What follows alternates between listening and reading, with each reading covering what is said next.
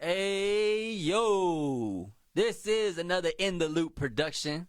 We are live at JS Studios in Odessa, Texas, 700 North Grant Avenue. If you want to know where to tap in, we're live here with Aquila. Is it Aquila, or Aquila? Oh, you're talking about the handle name, right? Because of the handle, man. Yeah, no. Is it because somebody took it or what? Somebody took it. Okay. If you're joining us for the first time, welcome to an In the Loop production, where we have artists from the 432 come in to share their story. The hashtag behind In the Loop is before the clout. I think we all can pick up on somebody who's at that tipping point as an artist. But what if you recognize them before the tipping point? And that's what In the Loop is about for the 432. This is episode 23. 23, bro. Damn, that's Jordan. That shit happened fat. Hey, so we good then.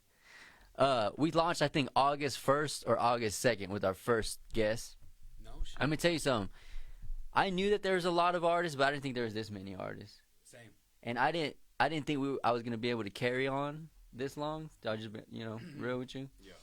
This wasn't like planned out and, all organized. It was just like, oh, let's do this shit. Yeah. And now we're in 23 episodes, and we got like still 12, 15 artists, lined out. Not counting YouTubers, not counting a couple of barbers that I'm going to have on. Like Mark, who FaceTime, he's a YouTuber, you know what I'm saying? So I'm going to have YouTubers on, like Chris Aguilar. I think he was a great first YouTuber to have on. I agree. I don't know if you watched it. Yeah. So, thanks for joining us, man.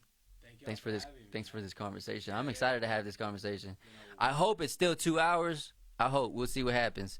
Because I think we kind of preliminary talked yesterday about where I kind of want to take this. Okay. So we're not going to spend a lot of time there. Like I want to spend all the time there, but I do want to take it in a certain direction because you're probably like a little step further, I think, than. I don't want to say it like that, but in the journey of an artist becoming self-actualized, you're like here. You know what I'm saying? Meaning signed to a label, dropping albums, doing shows. Right. There's a structure behind your artistry. You know what I'm saying? Mm-hmm. Does that make sense? Yeah.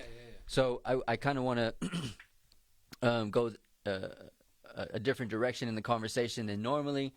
Not to take away from any of the guests that we've had, but again, the hashtag is before the clout, and for you, I think you're right at that tipping point.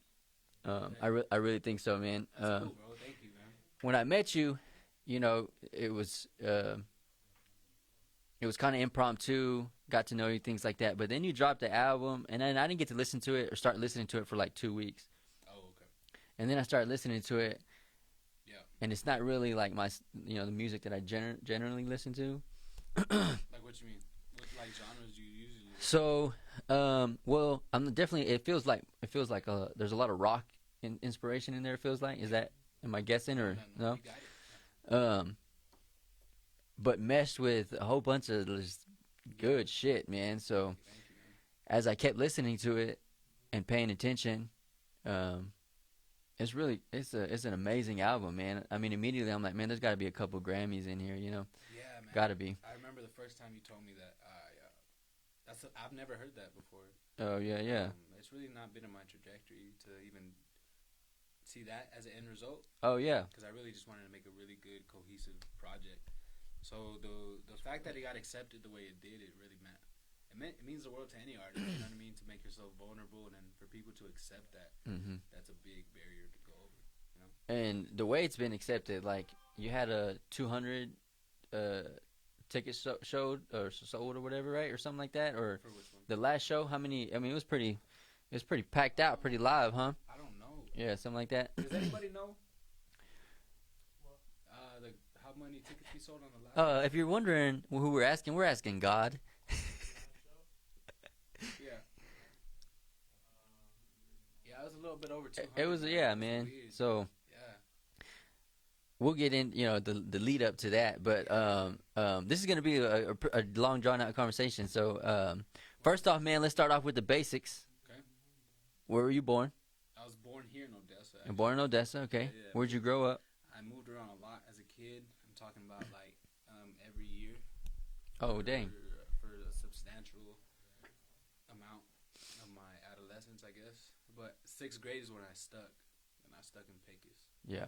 Did that moving? I moved around a lot too, man. Did it now in hindsight, did it affect your behavior? You know what I'm saying, as they would say. I definitely was more secluded, Yeah. confined to my own space. Yeah. Just because it's easier to pack up and leave that way. You know what I'm saying? Yeah. See, But you know, as a kid, you don't really want to, because you know, people grow up and they have their group of friends that they're with. Yeah. So it was always hard to go to a new school. Yeah. And try to fit in with a group that was already made instead of building. You understand what I'm saying? Oh no. It's interesting. You know, went there naturally because I was going to ask. You know, now again, as I would say, an established artist that you are, you're having to work with a team. Correct. Yep. And so growing up like that, I grew up like that too. So it's very hard for me to integrate into a team environment. Yeah. If you haven't picked up on that since I've been here, like it's hard for me to either let people in or for me to ask people to let me in type stuff. It's like, but as an artist, if you want to get to that next level, I feel it's like a small business. You need a team. Yeah. You know, so have you seen some of that behavior, or did you already grow past that and you're like, you don't have, you know, insecurities about that, or because you're working with, there's a lot of people, you know, on your team, man. Definitely a lot more people here than beforehand. Well, I heard you ask some of the guys about how many tickets they sold. So whether they're a permanent team or not, you still got a team around you. You know what I mean? It definitely makes things easier. You know what I'm saying? Because as an artist, especially as an independent artist, you take on a lot of roles yourself, just due to whether it's budget or just limited contact resources, whatever it is. You take on a lot of hats. You know what I'm saying? Yeah. And if you're anything like me, you tend to spread yourself so thin that sometimes, you know, you get frustrated because things aren't the way they should be in your head, because you know it should be here, but you're doing everything so it's here. Yeah. So it makes a lot of things easier, and that's a big reason why I signed on with JS, is that I felt like I met a threshold. That's okay. I see what you're saying. In a sense, to where as an individual. Yeah. Even as an artist, and I knew where I could be, and meeting these guys here, I knew that they could help me get there. Yeah. And if you don't know, part of the story we'll get into that is Aquila is signed to JS Studios. I've been saying it and dropping hints about it, not really hints, but really just letting people know. JS Studios is a record label. So if you didn't know that, he kind of hinted towards that. We'll get into how it led up to that, because I think it's exciting to be out in the 432. Yeah. And there's a record label that signed a, you know, I would say a local or somebody from the 432, and you're doing what you're doing, you know. So we'll get into that. I kind of took it that direction real quick because I think it was important to understand some of the things that you said, you know. Yeah. The strength that a team can bring if you're trying to make it to the next level. So super important. So I encourage any artist that's listening. It doesn't have to be a label. You don't have to get exactly. on a piece of paper. You can, because before this, you know, I grew with a bunch of, you know, good friends of mine. Yeah. We created this brand called Of All Kinds. You know. Shout out Of All Kinds. Yeah, for sure, bro. Shout out them. They helped me build as an artist. Just see myself in a different light. But I do believe in you meet these levels and these thresholds that sometimes if you have to go through them, or in order to go through them, not everybody can do that with you, because everybody has their own path to take. Everybody has roles to play in their own sense. Yep. And nothing's ever out of malice or, you know, any kind of shit like that. But, you know, you just gotta know your part and play it well, and just know, like, man, that's a bar. Take that home with you. Everybody has a purpose in somebody else's life. You know what I'm saying? Like the words that you spoke to me like the other day, I took, you know, even over there at Prinavision, we were talking about. So shout out him, and just I've just really come to the fact that I'm favored. You know what I mean? Yeah, man. I feel favored, and all the opportunities I'm blessed with. I finally came to realization yesterday, and everything's just been at a high frequency since, bro. It's weird. That's some good verbiage right there. High frequency for sure, man. Yeah. I think also when you realize that your favorite, it's interesting. You know, the irony of you mentioning that word is this morning we were having a conversation with someone, and I was telling them we were kind of resonating that we were both favored, you know. I can see that, for example, it looks a certain way for you. You know that you're favored. Yeah. So you pick. You know there are signs around, right? Yeah. But sometimes you hesitant to walk in that, or even make that statement. You know, at least I was, because I don't want to. Not that I want to not offend somebody, but it kind of felt like I was taken away from somebody. Yeah. You it know, makes, in a sense, I understand that. like boastful almost. Yeah, because you're like, it's like me, not you type Yeah, mentality. but But that's if you see it that way, then yeah. yeah, exactly. But when you actually accept it, it's a big shift, bro. Well, and you realize you're not the only one, so it's okay to be like, "Hey, bro, you like." Yeah, yeah. You can hype each other up, which is what I, hope people get from In the Loop. It's like, Yeah. it's okay to hype each other up, like, and recognize in a sense, like a brother, recognize somebody that is on the path. I really think it just offends the people that want the worst for you. Oh yeah, for sure. It's never gonna offend somebody that wants the best for you. That's some sure. Bars right there. Take that with you too. No, definitely, man. That was a good one. Nah, but No, I think that needed to be said. That's why I hyped it up, because out in the 432, you hear inside of the space, there's some type of negativity associated with being an artist, like whether it's lack of support that people are speaking on, or quote unquote hate that people are speaking on. So it's important to make that statement that you just made, man. Yeah, and I really want to give you props, bro, because I've been in the music game industry, whatever you want to call it, for almost 10 years now, and I've never seen anything like this where we're from. You know what I mean? And that just stems off of JS as a whole, man. Like, for sure. It's like there's never been this in our area. Like, ever. At this level, it's never been done. Which also will come with hate. When you're, I was listening to Low Key. He was our last guest, and I didn't get to listen to his music before I had him on. I felt so horrible. But I've been jamming it because he gave me a CD, so I've been jamming the CD, and he mentioned now just the verse went out of my head, man. But I was gonna give him props to it because it was along those same lines of what you're saying, Right. Yeah. Anyway, went a little blank there, I guess. These lights, bro. Hey, feel like a deer in the headlights. Nah, if you like the new setup, listen, let us know in the not the new setup, this setup, because we can't do this all the time. Shout out to Aquila, who had the idea and the team, and then putting it together. You already know then somebody's gonna be like, yeah, I'm gonna come on the podcast, but this is what we're gonna do. That's a testament to him being a star. No, I'm just kidding, man. I'm just giving you a hard time. I know you here. This is your home.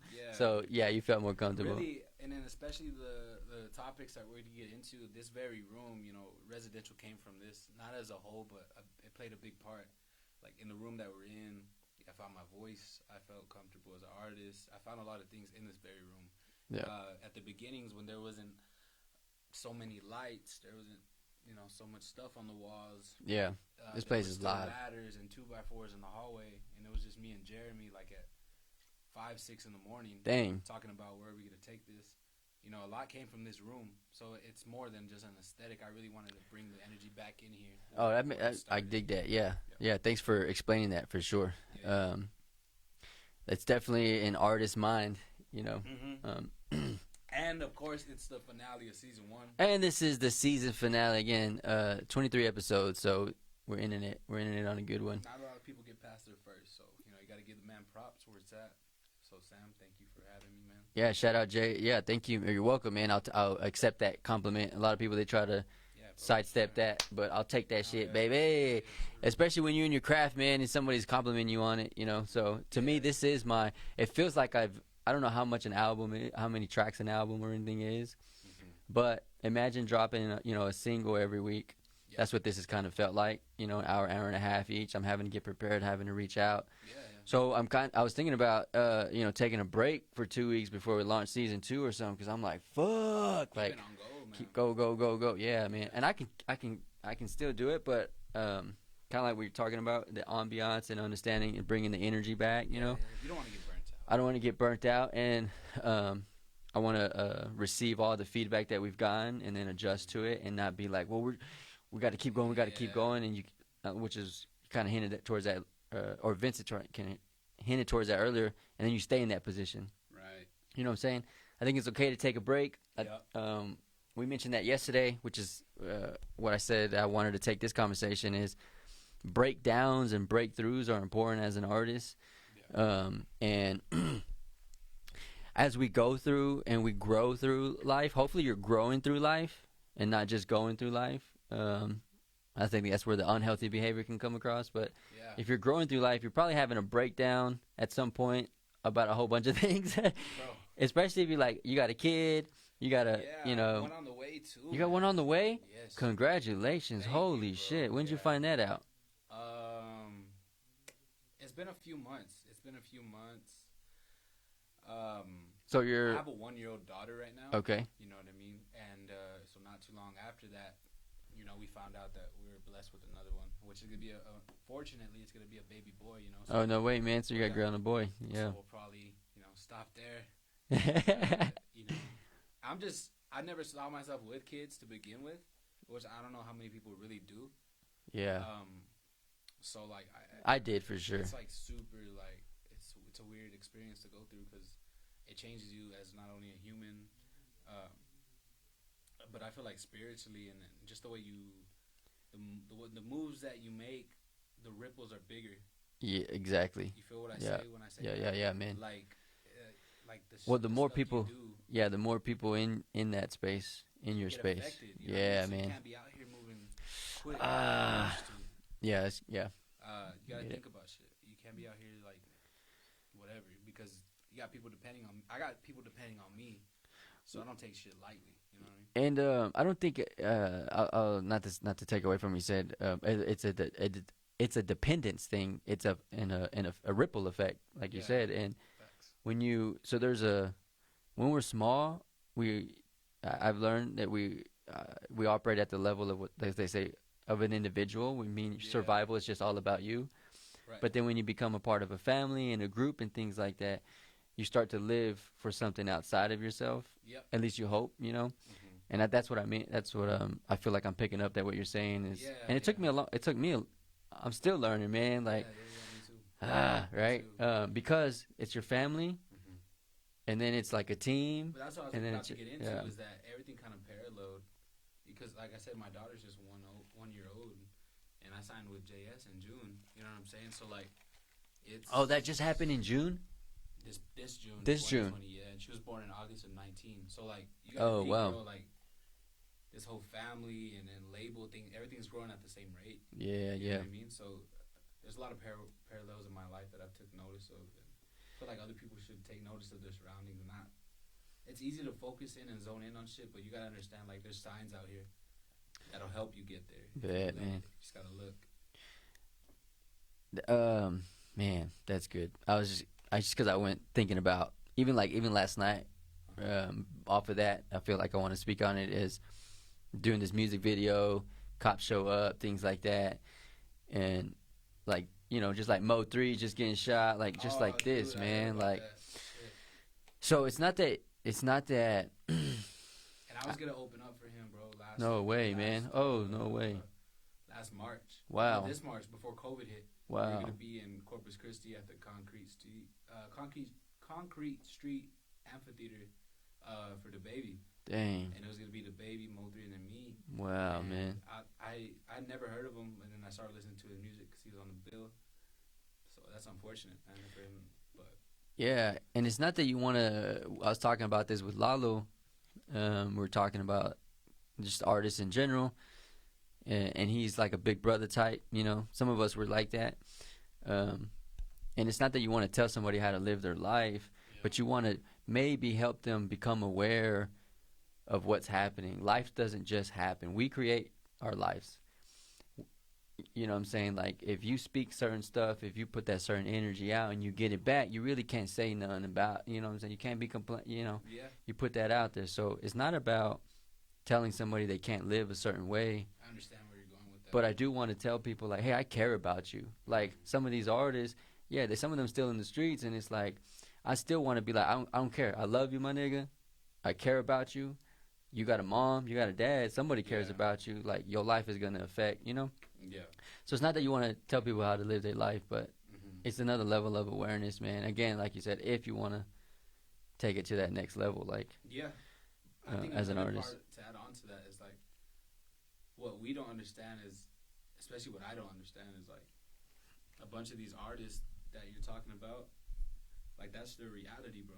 Oh, no, yeah, they're It's just like, reporters That's insane type to stuff. me that they were dealt that card sometimes. Yeah, yeah. It makes me reflect on my life and like, cause it can get cut like that. You know what I'm saying? So going back to being favored, it makes me want to go that much harder because I know people got dealt with way worse, Exactly. way worse shit than I got with. You know what That's I'm saying? another bar. Yeah, for real, man. So like, you got to put on for your people, and when I say people, I mean us as a whole because Yeah. you take money out of the equation, you take the government out of the equation. I don't see a lot of shit getting in our way for us to be unified. Damn, that's You know what I'm good. saying? Yeah. Oh no. I seen that. Yeah. And I don't even know why I'm saying shit like that. It's just like I've never had a plan.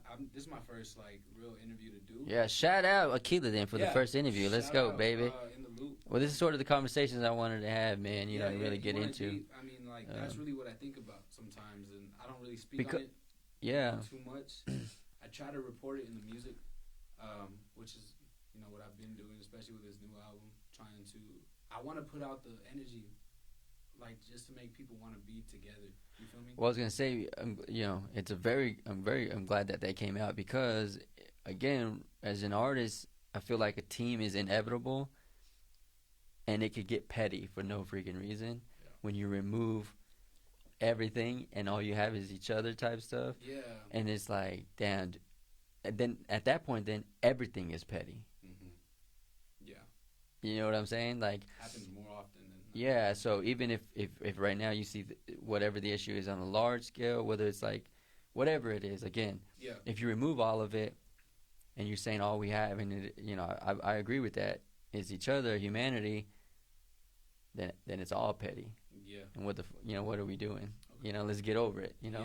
Who cares, bro? I got you. You know what I'm saying? Because how many times, like, and I've been in situations like this too, like, you either owe somebody money or they owe you money, or they do you wrong and then they ghost you like you're the one that did it. Yeah. You know what I mean? There's a lot of weird situations, but, like I'm saying, you take a lot of root out of this shit. A lot of shit can get solved with just a conversation. Just a conversation, yeah.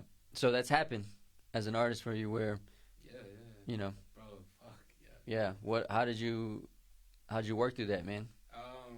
Because there's artists right now going through that. I hear a lot behind the scenes type stuff, man. I'll never, betray somebody's confidence, but. Dude, you gotta understand sometimes, even like, so going back on what I'm saying, like, some people will cross you over and then ghost you like you're the one that did it wrong. Mm-hmm. I get that because it's hard to man up for your shit. It was hard for me to start. Boys.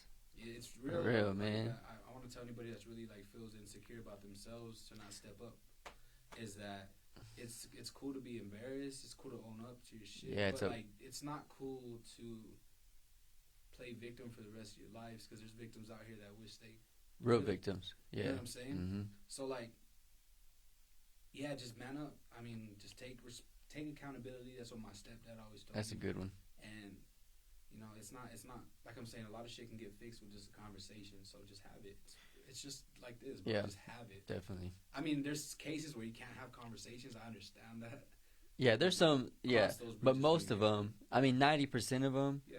Again, it's not to say petty. I mean, unless we're talking millions. I mean, even in the money type stuff or thieving or like, there's some things that maybe we don't tolerate because we're not that person. Okay, so to add on to that, yeah, like when it comes. So it's not about when it comes to principle like that. Exactly. And I'll give my boy Vince real credit for showing me that. Bet. Him and Thule.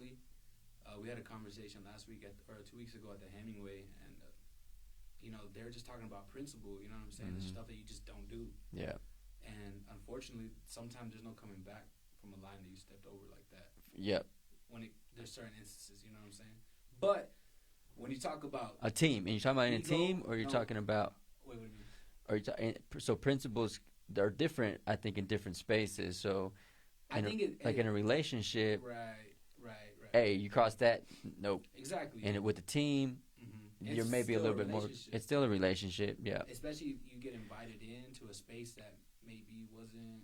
You know what I'm saying? Well, we talked about it. Vincent, I had a good comment with Vincent before this, and what I've learned, because I used to be a small business owner, and trust. If I felt in the conversation the client couldn't trust me, I would flat out tell him, like, look, this ain't gonna work. Yeah. You don't trust me, I don't trust you. So you talk about accountability. If you don't trust somebody, it's not on that person to figure that out. Yeah. You need to man up and tell them, hey man, I don't trust you, or I don't know what's going on with you. Right. I've only had one person be able to tell me that, and I love him for it. You know what I'm saying? And he's like, look, Sam. It's not that I don't trust you. You just a little flighty. He's like, I don't know what the fuck you're going to do. Like, you might leave tomorrow, like, I don't know, you know? So, as a man, as a human, I'm going to say that, to be able to do that, like, I respect him forever for that. You know what I'm saying? That's cool. That's hard to do, bro. Yeah. Be like, hey, man, I'm uncomfortable with you. Let's get past this, you know? What's going on? Like, cool. Are you okay? Because if we live up here with a lot of assumptions and speculation, we already lost. Right. You got to have that hard conversation, and be able to get. If you want to go to the next level, like if you don't want to have anything to do with them, because the triggers or whatever that you might have with them, actually, well, it might be an insecurity you have. Facts. It may not have nothing to do with them. It may have everything to do with you. That's why I always say anything external, problems are never external. If I got a problem with anything out here, it starts here first. Facts. You know what I'm saying? So I always ask myself first. Hey, what's going on with you, first off, you know, and then deal with myself, you know. I think a lot of people maybe they call that like self-analysis or whatever, like self-awareness. See, me, I used to have a humongous ego. I mean, the guys here would probably say it hasn't gone anywhere, but I think ego is good because it protects us. But when it's unhealthy, yeah. So this ring that I'm always wearing, it's an ego death ring. Oh, ego death ring. Ego death. You know what I'm saying? Hey, put it in front of the camera, bro. Show them right quick. My bad. Oh yeah, it's just. Where'd you get it? Ring. This was gifted to me. I can't remember who gave it. Dang. Shout out them. Shout out the ghost. Yeah, but for some reason, and a certain instance happened in the podcast room. You know what I'm saying? And it made me realize. But for some reason, every time I wear this, it reminds me to kill my ego. Remember, you're not better than anybody in the room. Yeah. Man, that's good. You know what I'm saying? So anytime I go do anything, I always keep this on. And because when I started making music, and to go full circle with that, let's go. Y'all know I moved around a lot as a kid now, you know, and it was really hard to fit in. So when I got to Pecos in 6th grade, I was 11. I was 11. And the only reason I made it through the next 2 grades, 6th and 7th, because I had a family member in the opposite class. You know what I'm saying? So whenever there'd be recess, whatever, not to make it sad or nothing, but no, real shit. I had a family member, right? So I'd always tag along with him. You know, whatever friends he was hanging out with, that's who I was gonna hang out with now. You know what I'm saying?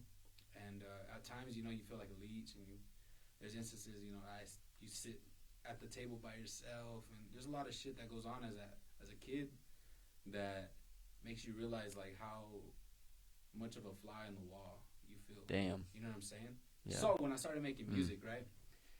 That's an interesting story. Long story short. Nah, man. Like, what? No long story short, bro. Tell us the story, baby. That's what we're here for in the loop. Hear the story before the story. Oh, shit. Anyway, man. Alright, so I was a kid. I was a kid. And there's a gentleman in Pecos. And I think Wiz, Drake, Wale, Kendrick, J. Cole, all them boys were barely popping. Like, coming up, right? Yeah, because how old are you? I'm 24. God, it's fucking bum my mind. Yeah, 24. So I'm 15 at the time, right? I think this guy's like 17, 18. And anyways, something happened along the lines of he made a diss track.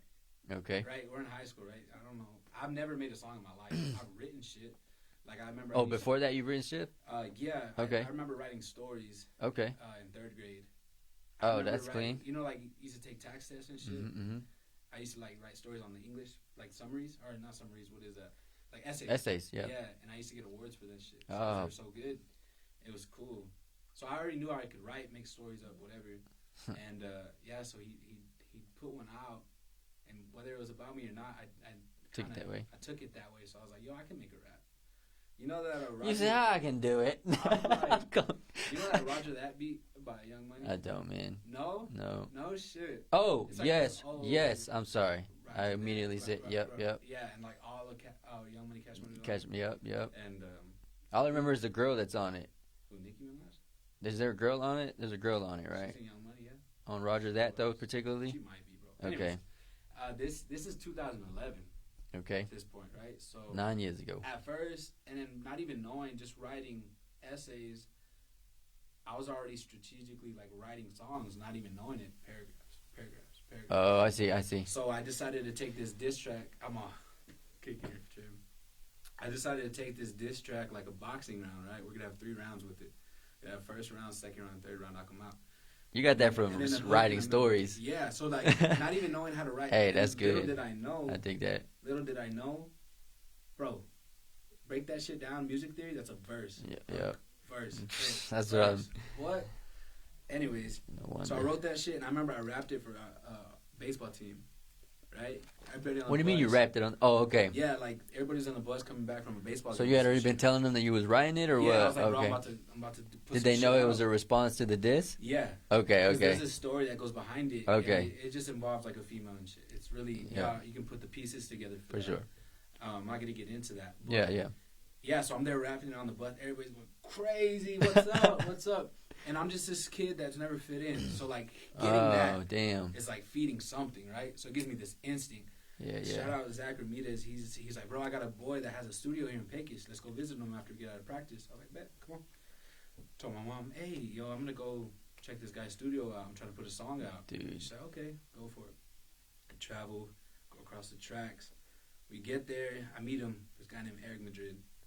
Shout out, Pedro. He's like one of the biggest fucking battle rappers in Mexico right now. Okay. So dope. Bro. You should get him on a fucking podcast. All right, yeah. Yeah, he's like, Seed I swear, planted. bro, one of the smartest dudes I've ever met. Let's do it. And then, yeah, so he's like, oh, you rap? And I'm like, yeah, man, whatever. He's like, all right, do it. And it was like me, and it was like 6 other dudes, bro, I've never met. He's like, do it right there. So I fucking made me acapella to that shit. No way, man. The one that you did on the bus? Yeah. Okay. Yeah, so I already had it remembered. Yeah. So there I go, just fucking rapping that shit. I had a good little bit of punchlines and shit. Enough to make him like it. Yeah. He's like, all right, we can do that, but we're not going to do it on that Roger That beat. Made a beat on the spot. You know, I've never seen that happen before. Oh, I'm 15, sweet, you know what I'm saying? man. Uh-huh. I see that a lot now, but at the time, I'd never seen that shit. Well, So it's like, wow, people just make music like that. Yeah. So we put out, that was on a Thursday, recorded that shit, put that out Friday. What? It's called Running. And if anybody Is wants it still to look pos- it up, is it- it's yeah? on YouTube somewhere. It's on YouTube. bro. Go. What is it called? Running? Running. RUNNIN apostrophe or what? That's it. Under what? It's under Ashton Aguilar. Ashton Aguilar. ASCH. T. If Yeah, y'all want there to you hear go. that, my voice is, young as shit. So you were what? 15, 16? Yeah, bro, I was 15, and dude, I can't believe I'm telling this story. Tell me, come on, man. So we recorded it on Hey, Thursday. catch the rest of it on YouTube, bit. We recorded this shit on Thursday. Hold on, bro. Let me get my word. Otro. Thank you, bro. Appreciate it. Thank you, my man. Yeah, so Shout out JS Studios for the what is it yes, called? we got Koozies or what are they called? Last Latin Rockstar Koozies coming to you this Saturday. Can you buy them? Oh, you can't buy them. at the You can only buy them at the Destination here in destination. There you Alright, go. back to the story. Okay. So we recorded that on a Thursday. Friday morning, bro, he puts it out on SoundCloud. I didn't have one. They made one for me. Okay. And so in high school in Pecos, those that know, there's a B building and there's an A building. You have to walk across the senior parking lot to go to each. So I'm going from B building all the way to A. Seniors are just bumping that shit. No way, Full man. blast, bro. I'm like, wow. So I'm tripping out. For sure. And then like those next 2 months were like, I've never experienced anything like that. You know what I'm saying? So do you feel like Even talking about it gives me that energy again. Like, yeah? bro, just imagine a kid that's never fit That was- anywhere. I was about to say, do you feel like that either gave you purpose, or a sense of purpose? So I started making music. I'll answer that in one. It's because I love the way it made people feel and the reaction it got. And the reaction, yeah. It was an addiction. So, It was an addiction. I saw people pissed off. People were fucking loving that. yeah. You know what I'm saying? Even though we were young or what have you, it was one of the biggest things that my city ever saw while I was in school. Nice, man. And that says little much because it's Pecos, but to me, like, that's a big part of my story, and that's the first song I ever put out. So imagine putting out one song and getting a response like that. That shit, I had over 40,000 plays on SoundCloud. On SoundCloud, baby. I took it down because I didn't like it.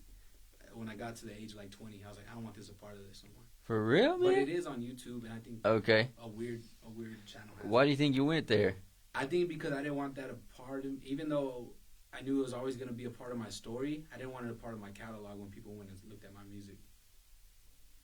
Okay, I can see the compartmentalizing for that. That makes sense. There was no archiving at that point. Yeah. Either you deleted it or leave it on. Yeah. You know what I'm saying? If I could archive it, I would bring it back. Do you think that matters now to compartmentalize like that and take away things from quote unquote? Because I feel like we live in the age of transparency today, and if you're not transparent, somebody's gonna find it out, and I feel like you get more flack for trying to hide it. Possibly, I would say yes and no. Okay. Because as an artist, I've seen people. How many times have you seen an artist take down all their pictures on Instagram and start fresh because they're putting a new project? Yeah, that's why I did it recently. Okay. That's why I did it recently because I've seen Kevin Gates do another, and I'm like, is that normal? Let me ask you that. Why'd you do that? Because of that. You know what I'm saying? Yeah, because it's like. Because you're leveling up, bro. Exactly. You don't want that next person that's gonna help you out to come look at your shit and see stuff that you're like, oh, I could have done better. So that's your answer. That is, yeah. So that's why I did what I did. Okay, that makes sense, huh? Yep. I just didn't want people to know me for a little kid that did a little silly diss rap. Yeah. Good point, man. So I did that, and I got super addicted to the attention. I got super inflated. My ego got overly sized. Yep, back to the ego deal. Mm-hmm. Yeah, man. Shout out Andre Roman. He's the first person to check me. One of my boys. What'd he do? Your head's getting too big. No way. It's like, chill out. What did he go into detail about? Yeah, because I was treating people weird, and no. Y'all weren't messing with me. Like that big thing that artists go through when they pop. You see it. I went through it when I was a younger kid. I gotcha. And I'm happy I did because I would hate. I mean, I really don't think I'm like that now. I really try to like level out, even though I'm experiencing success. You have a lot of self-control. Thank you. For sure. And that has a lot to do with my daughter. I see it in your content because let's not fake the funk. We know, we can see, what does Gary Vee say? Social media doesn't expose you. I mean, social media doesn't change you, it exposes you. You know what I'm saying? So you can pick up on people's patterns, Right. And not to take away, we're all on our growth journey, man. That's the biggest thing, like, that I have to check myself is just remember we're all going through a journey. So the things that trigger me, the things that piss me off about somebody, I don't want to witch hunt them anymore or demonize them. I want to accept them for their humanity. You know what I mean? So we see that, getting back to we see that, it's not fake the fun. We see it where people don't have, like you're saying, they're still in that early version of you, shitting on people or wanting to, for whatever reason, address what's happening in that manner, which can come across as negative, aggressive, things like that. And what I'm saying about you is I don't see that. I'm like, because I watch, I have to. Yeah.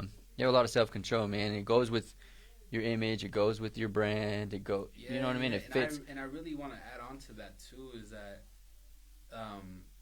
like when I put out Residential, we'll get into like how that album came about later. But like this is the first time I've ever felt comfortable in my own skin, bro. My whole life, you know what I'm saying? And it happened here. Man, the room that we're in man, right let's now, go. Let's go. Like, I never want people to think that this is like some facade or some, you know what I'm saying, like some marketing scheme to get music out. Nah, this is just like my niche that I found that I'm comfortable with exposing myself, my truths, my demons, you know what I'm saying? And it's a safe I just want space. people to understand that, like, this is my safe space. Yeah, and I'm glad that came out because I feel it's important as an artist to be able to find that. You can probably see artists maybe do maybe jump around. Not really jump around, but you know what I mean. You gotta find it. You gotta find it, bro. Exactly. You don't find and it it's from okay. here to here. Yeah. You find it from here to here to here to back there, around. It looks like like maybe you get lucky. Yeah, man. Maybe you get lucky and find it. A lot of artists never find it. Yeah, man. That's real. And that's the risk we take as creatives. Is like Yeah. you risk the fact of never finding yourself to an Whew. extent. You know what I'm saying? Oh, 'Cause people that's good. quit That's a early. bar. People quit early. They do. And you want to talk about blogs that hate artists. You want to talk about people that critique artists. Hmm. I guarantee you, 99% of those people are quit on themselves. So they want to, they want to bring people down. I see what you're saying. Yeah. I was talking with somebody earlier that sometimes we have an idea of what success looks like, Right. and we think that other people have an idea, the same idea, and so sometimes we don't continue, or we're hesitant to move forward on something because what if it doesn't, quote unquote, work out? And I think that's just foolish because I've quit like 5 things this year. Yeah. I got to think about it. I'm like, oh yeah, I did quit that. I quit that.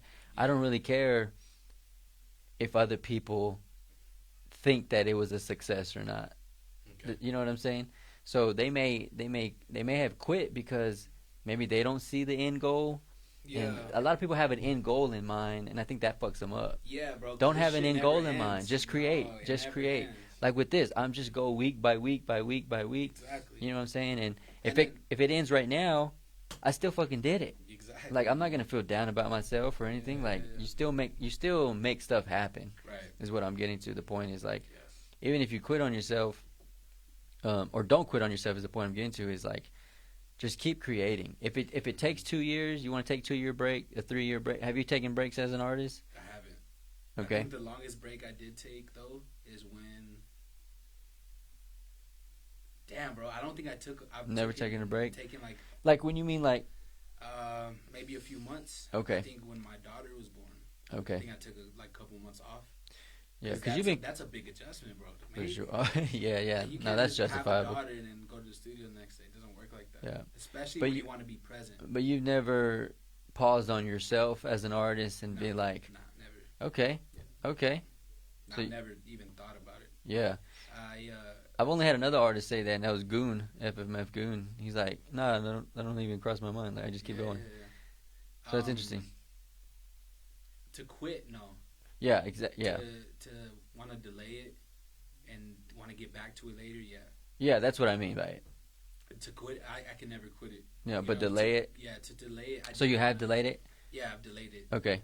I don't want to say quit because I can't. No, that makes sense. I like that. Um, Thanks for clearing that up. No, yeah.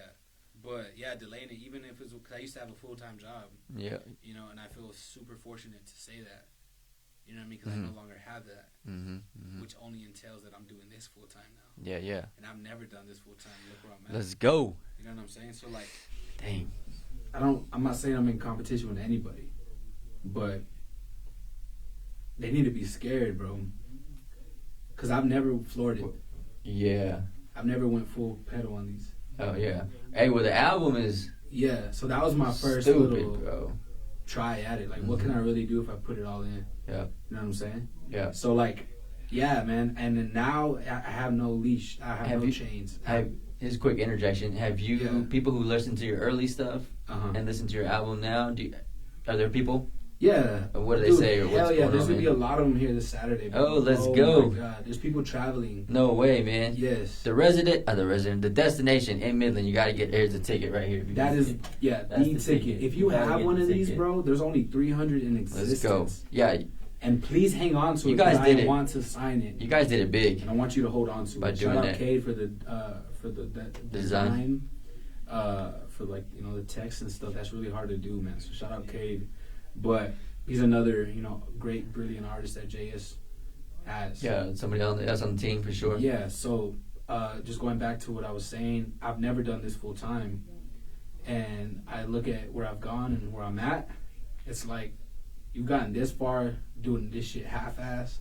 Like, not to say that like that, No, bro. so you know. Okay, it's interesting you say Yeah. that. You know that, like, you know when Yeah. you on go and you're not like, anyway. Yeah, keep going, man. But like deep down, everybody knows they're not trying their hardest. Yeah, if that's where you're at. let's This is go. where I'm at in my path. Yeah, I'm at the point where I'm like, I feel like I'm almost at that threshold again. yeah. And there's a pattern that I noticed, bro.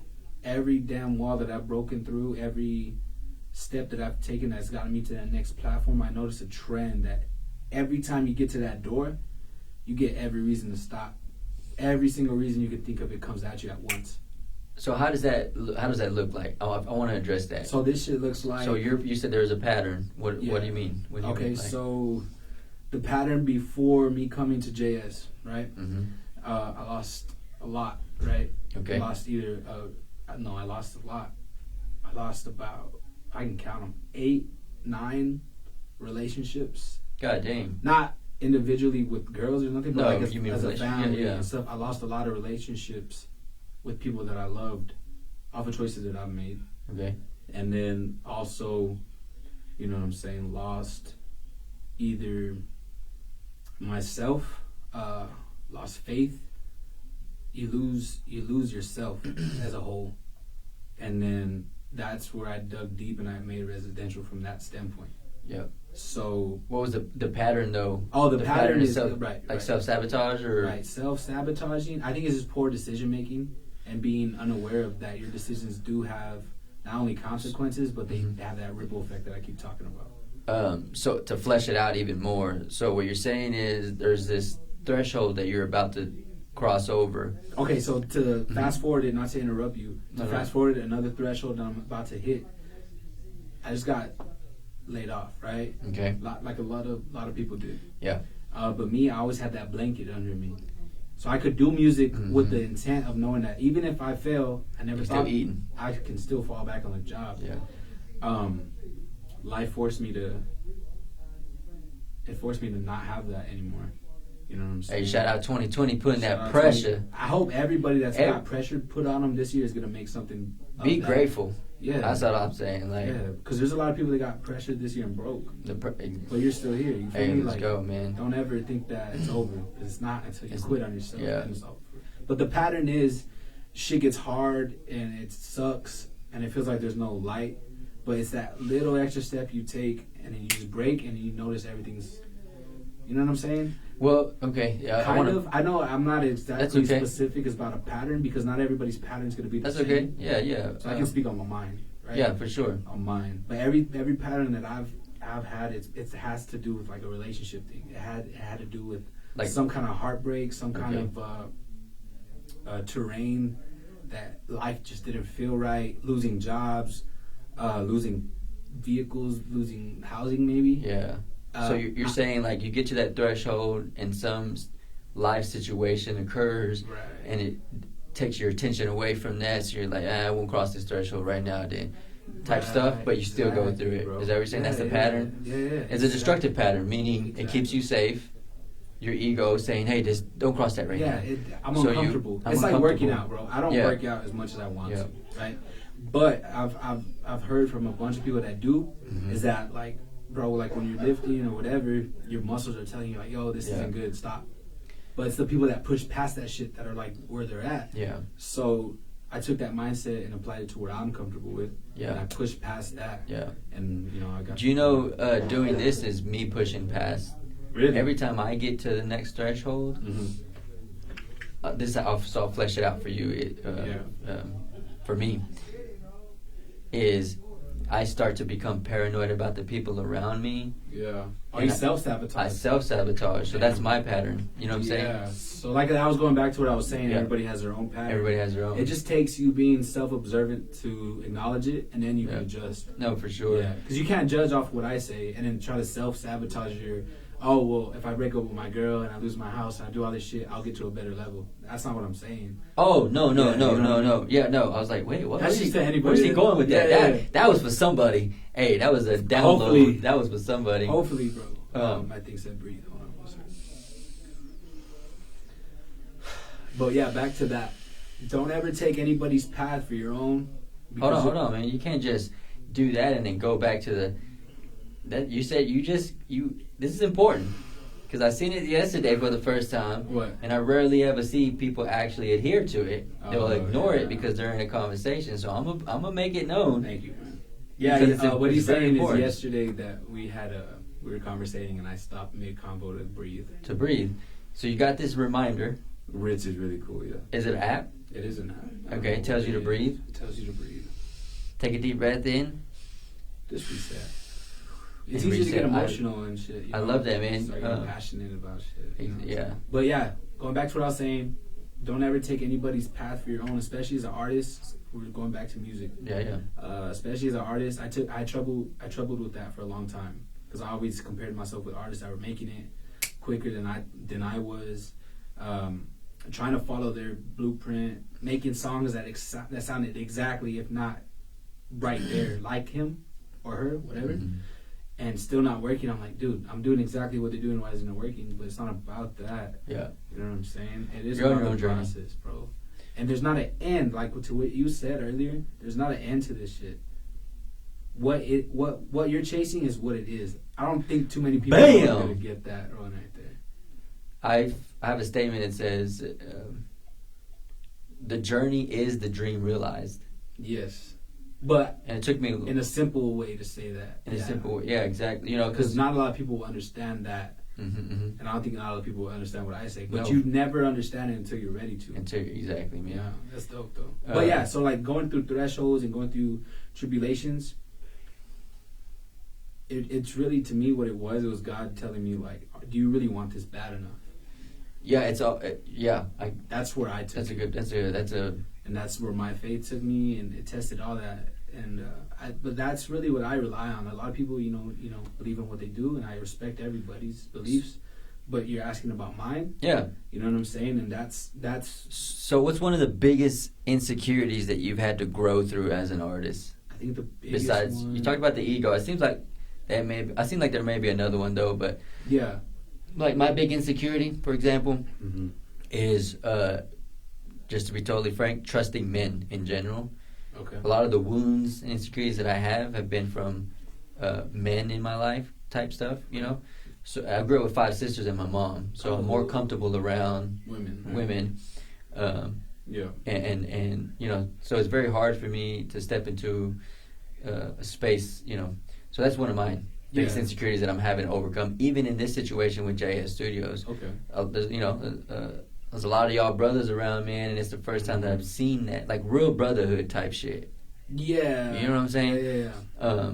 And it's hard. It's been a struggle for me to come around, a journey for me to come around and be more comfortable, you know, and not be so insecure about shits that happening. So. What's one insecurity that you've grown through, man, as an artist that helped you get past the threshold? I think, honestly, the biggest is commitment.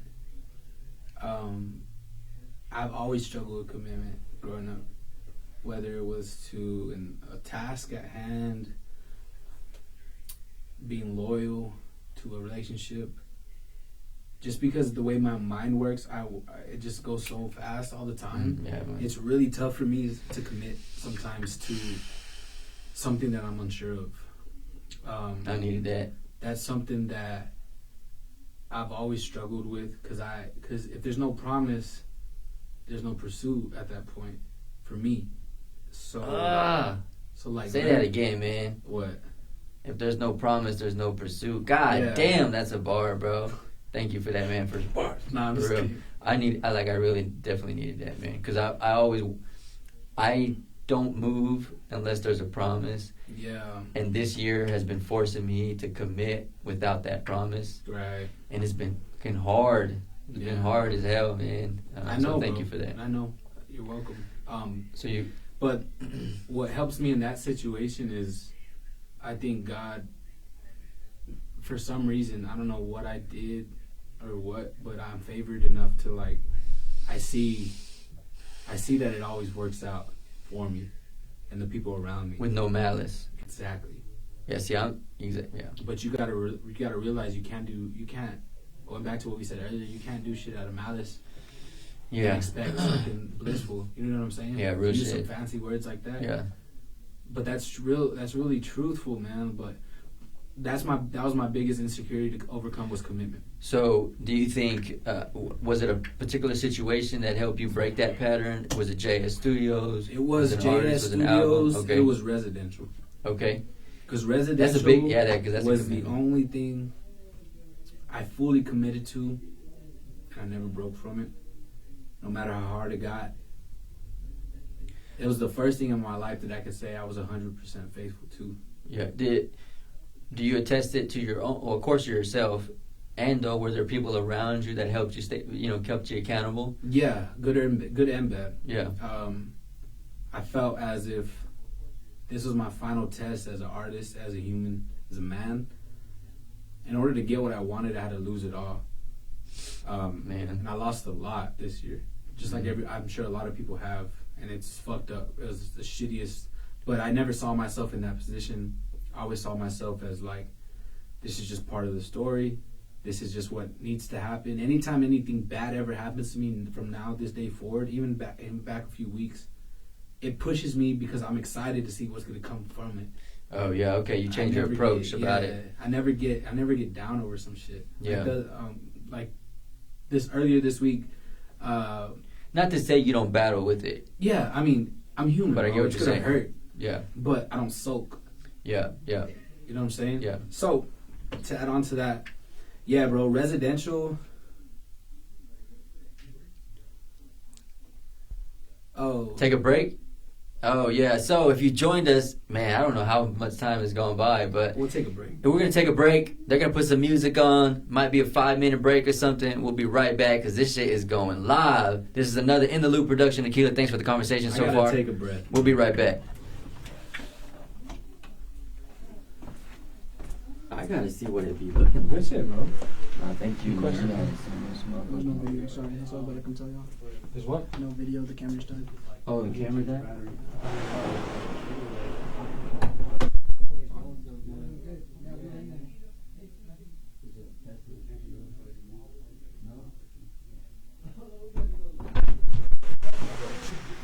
The last 15 minutes, maybe. Maybe not 10 minutes. Oh, no. Hey, thanks for. Oh, is the audio good or what? Yeah. Oh, so the audio's on, but there's no video? Yeah. Oh. We're going to change the battery out too, y'all. Just stay tuned. We ain't going nowhere. If you've been focused in, dialed in on the conversation, we about to take it even further. Thanks for joining us. Episode 23. We'll be right back. Oh, there it is. That's the reverb. Okay. I thought we were going to have to go. No. Man, even if it's the audio. I'm gonna get a pack. I'm gonna get a package of like a battery pack with like 5 hours. Okay. So we won't Even have if to it's worry the about audio, it. they can drive around. What's up, girl? Hi. I was like, who the fuck is in the window? What do you think? It's kind of us. Yeah, right? Yeah. That's really in there. Podcast Yeah, I was video. just looking at it. Yeah. This is like because of Aquila. That's what I was telling her too, that we're gonna change the whole setting of it. It's gonna be like this, like we can activate all the live voice activation. She got a badass idea for a podcast, man. We just did the first one the other day, so That'd be great. Yeah. Yeah. it was dope. Anyway. So what day exactly, if you don't know, is when the other room will be done? Yeah. Because I'd rather wait to, yeah.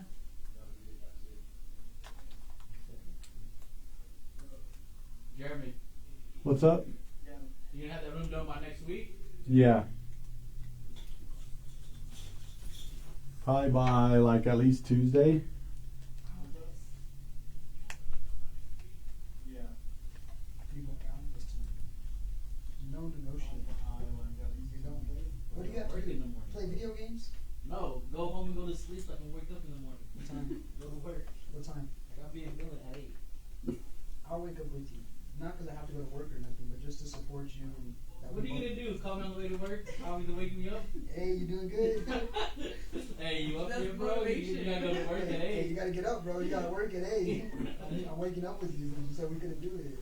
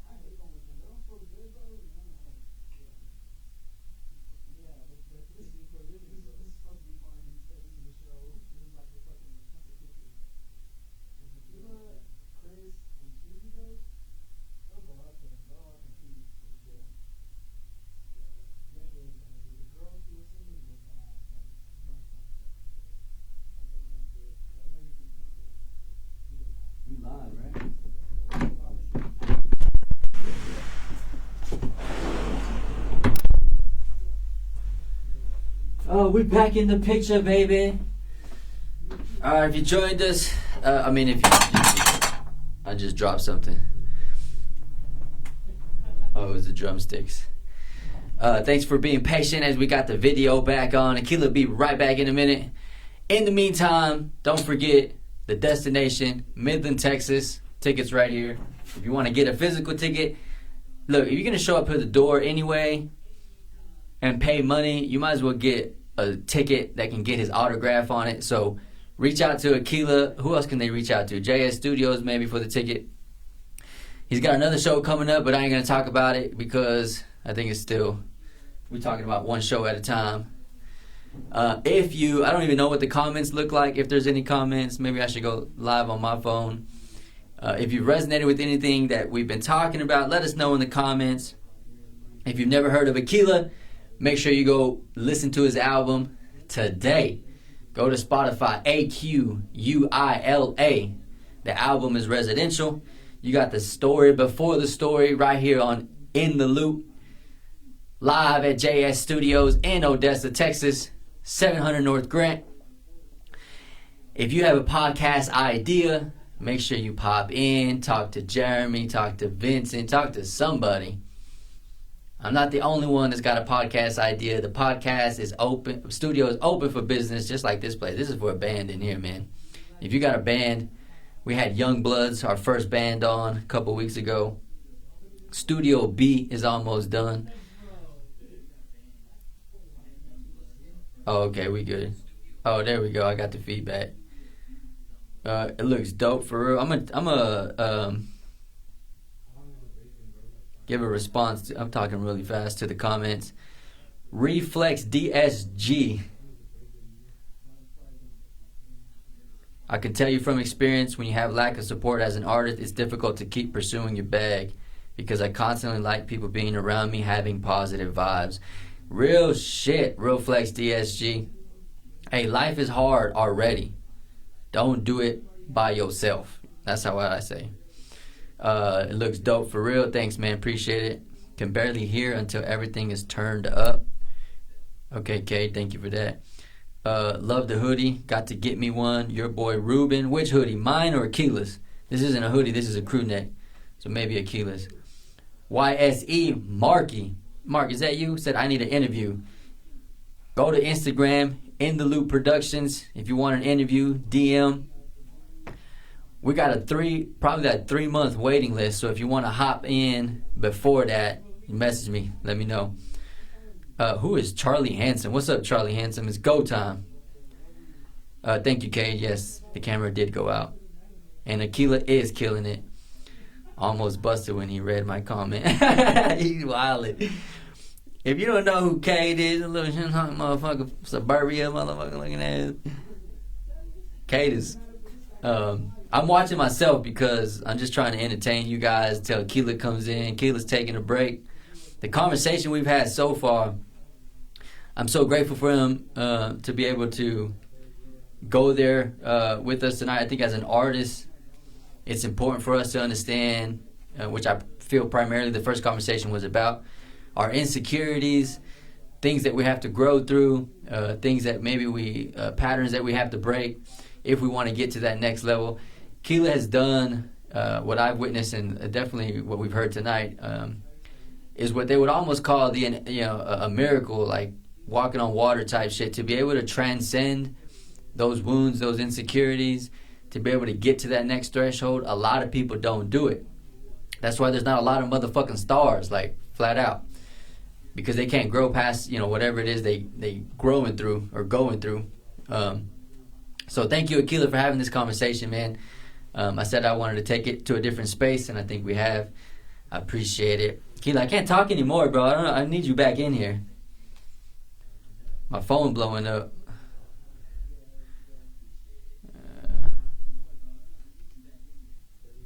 Okay.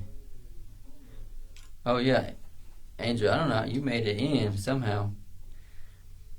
I just seen your text. Oh, we got the full view. Okay. We got my cup right here. There's a short delay.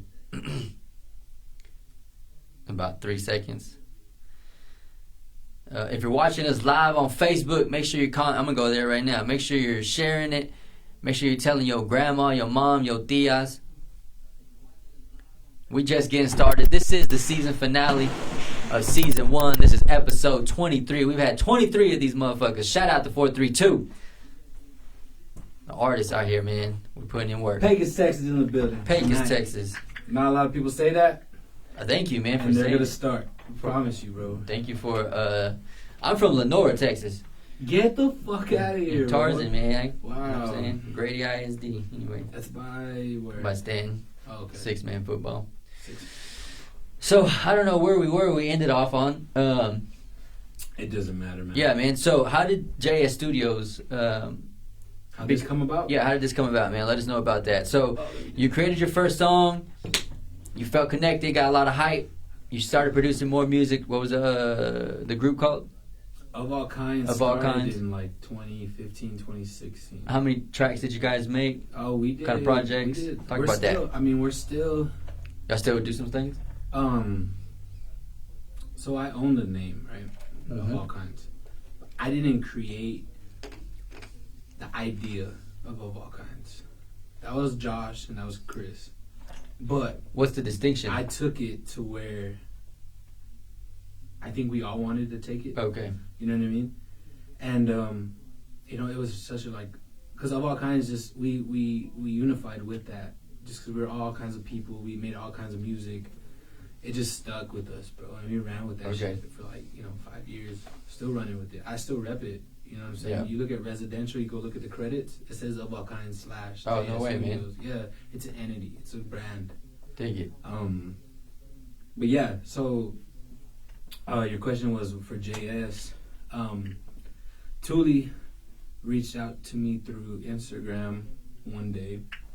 They were still building the studio, and Well, hold on. Just to give people context. oh, Thule was just a fan. Thule been watching you. How do you know Thule? I didn't know this till later, but Thule heard about me through work because he works in Pecos. A lot of people in West Okay. Texas know the work is out here in Mhm. West Texas, mostly in Pecos. And the crew that he was with, they actually were, I guess, playing some songs of mine and talking about me or what have you. He knew that. Thank you, brother. Appreciate it. He knew. I'm sorry. He knew that. Obviously, Jeremy was building the studio. He actually helped build this. Yeah, that's what I've been studio, hearing, man. And Shout out Thule. yeah, and I guess he just thought, he should come check it out. So, why I wanted to clarify that was he's a fan then, or was a fan. He been watching you. Yeah, I Like- would say so, man. I think he enjoyed the music enough to reach Yeah. out to me and to believe in the fact that I would represent. Because you don't want to invite anybody. You don't want to invite just anybody to your house. Yeah. In the sense, right? You're gonna invite people that you trust and Good shit. you like. You know what I'm saying? So, yeah, I would say he was a fan, maybe of the music, and I shamefully didn't Blew him give off. a fuck Wait. at the start. Cause What do you? Wait, hold on, man. What do you mean? Like, yeah, I'm about to Okay, get into cool. that. Like, I really thought cause out here there's a lot of home studios, bro. oh, But okay. the way he approached it was like, yo, my homeboy's building a studio here in Odessa. You should check it out. And I've been to one in Midland. I forgot what it was called. And it was just like, I have this at my house. Like, Mhm. why would I go see another house studio? Is what was in my mind. And Yeah. At this time, my ego is still super inflated. I feel like I'm better than anybody I've ever met. And I don't really know, man. I don't know why I was like that. Like, it was just the person I was. Anyways, Marco, shout out Marco. Jeremy got to Marco, which is a great friend of mine. Okay. And he was like the latest addition to Of All Kinds. I remember we went to Toronto together when I put out that Welcome to LA video. And we screened it out there. Okay. Anyways, like, the reason I bring that story up is because, like, when he went on that trip, I was like, bro, you're my fucking, like, you're part of the team now, Nice, man. basically. Anyways, and Yeah, we're just no Let rush me on the get that. convo, man. Take your time with the details. I know Not I'm to trying say to that- rush through it. Yeah, right? it's all good, man. We got. All right, I just want that battery to die, honestly. But okay, so Marco actually reached out to me. He's like, "Hey man, there's." I actually kind of tried to do his voice right there because you know how. He's like, "What's up, bro?" And I was like, "Hey man, what's up?" He's like, "Yo, there's this guy Jeremy. He reached out to me. He looks like a professional guy. You know, his AV picture or AV, whatever it's called. And he's wearing the suit and looks super, you know, put together. He's building a studio here in town. I think we should go check it out." And I was like, "Damn, that's the second time I've heard about this." Oh, I was yeah, like, yeah. "Well, how do you feel about him, bro?" He's like, "Well, I think it's something worth checking out at least, right?" Yeah. And then Jeremy reached out to me. So the third one. Oh, okay. So when Jeremy reached out, like I said earlier, I had a full-time job at some point, right? And he was actually working in with that job, and I didn't know it. Oh, Jeremy. Yeah. Oh, Because okay. Jeremy runs the other business, and And everybody knows that. yeah, You know what yeah. I'm saying? JS Automation, and it was working for this company that I was working with. Okay. So like Oh, that's I knew, synchronicity, man. yeah, bro. I knew For sure. I knew Josh, Damn. Jeremy's brother. I knew him before I even knew he was Josh, Jeremy's brother. Gotcha. Okay. Like when I found that out, have you ever seen Ride Along 2? No, I'm sorry. What is it? Jump Street. 22 Jump Street. Man, it's been. Have you seen that I watched movie? it when it came out, so Well, I don't there's remember. there's a part in that movie where Channing Tatum finds out that Jonah Hill fucked Ice Cube's daughter, and he freaks the fuck out, and he's like jumping around like, no, he's like puts the pieces together. But yeah. Okay. It was one of those moments. Wow, I was man. like, that's your brother? I was like, bro, I see him every single day. No. I Anyways, love that. draw that back in. He's like, yo, bro, I work with Noble, I'm building this studio, and he sends me a picture. And in the picture, none of this was here yet. They did all this by hand. This by is the way, live. too. If you ain't been in here. I wish everybody at home could see this, but yeah, he sent me a picture, and I was like, okay, this is different. And then Marco reached out. He's like, well, so what do you think? And I was like, all right, let's go tomorrow. So I Ubered down. Cause you're still in Vegas. No. I'm in Odessa. Oh, you're in Odessa. I'm in Okay. Yeah. And we Ubered down here. I remember I showed up. What was I wearing? Bro, I was like, I wanted to make an impression. Because that's very important, I think, when you talk to somebody, especially when it comes to, like, your art. You want to represent yourself in a very positive light. Remember I showed up in, like, some, like, Chelsea black boots with some, like, nice black jeans on and, like, this tropical silk shirt, sunglasses on. You, baby. Freaking whatever, right? And freaking met Jeremy, and, like, right off the bat, bro, and it's just, like, kindled spirits. That was this year, right? That was this year. Yeah, bro. That okay. was, like, early February. Okay. Early February, yeah, because there was no masks or nothing at that time. And he took me around, showed, yeah, we're building this. There's none of this here, bro. It's like still. I walked into here and I met Vince for the first time. Okay. I met Thule for the first time. Thule, I didn't know that was him that DM'd me at the time. Oh, okay. But they're putting up all these foam, Okay. things. So they're still building this place, bro. So I walked in and then we're talking and I'm showing them music. They're showing me music. And then Thule's like, and people that know Thule, they know he's not. He's real like he'll observe you before he, you know, believes it. Like, how do you say that?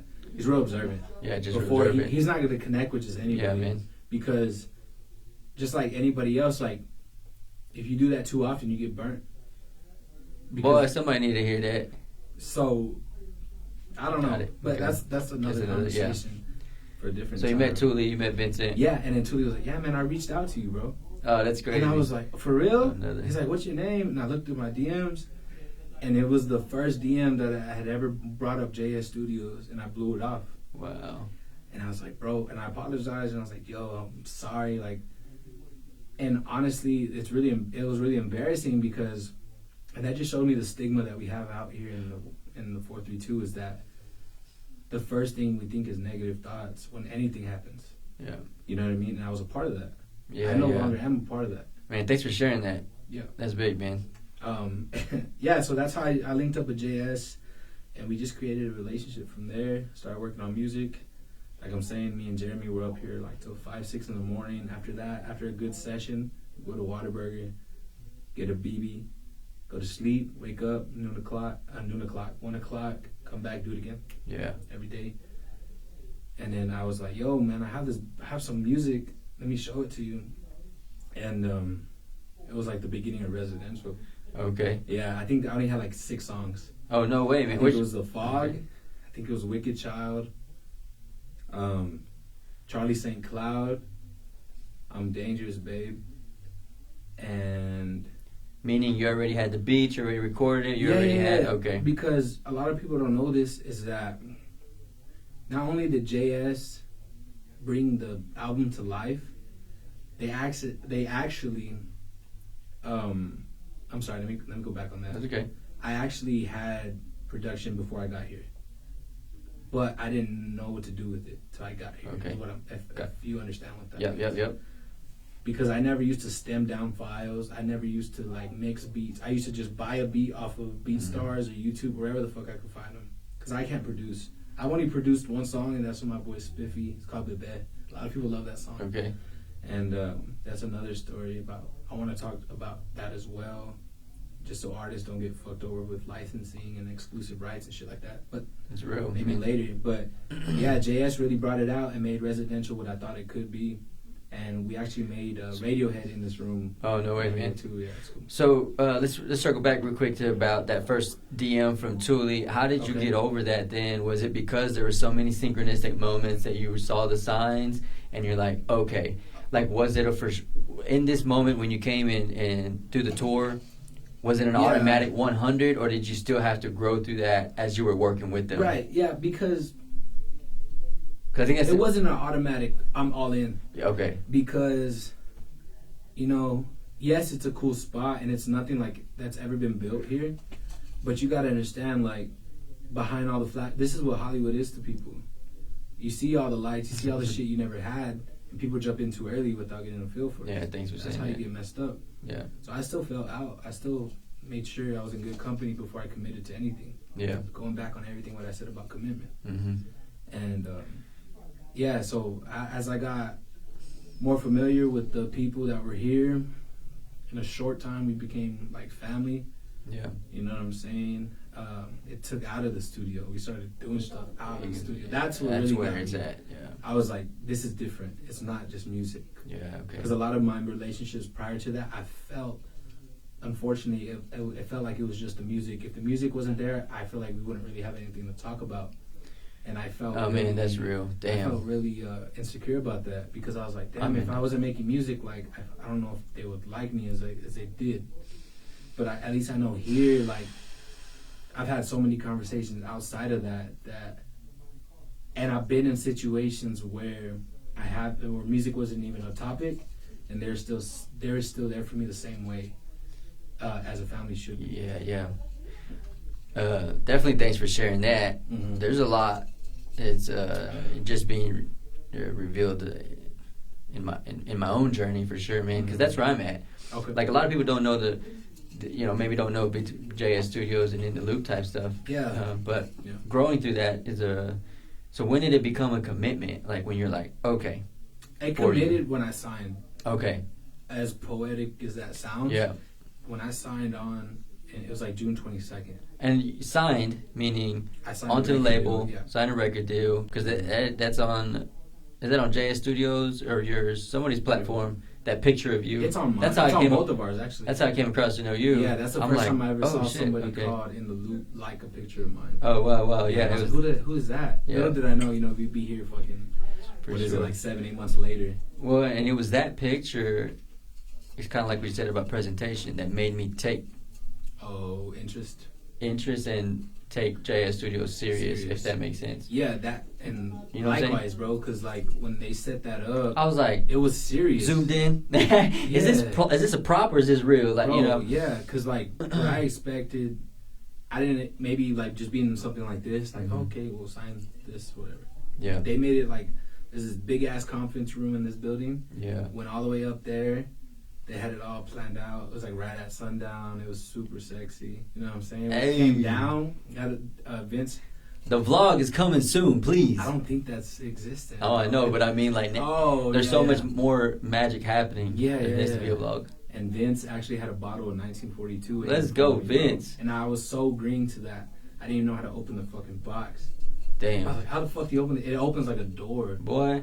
And I have that shit hanging above my refrigerator in the box still. And if you were to go right now, you go open it, first thing you see is a contract. No Still in way, the man. box. Yeah. Come on, man.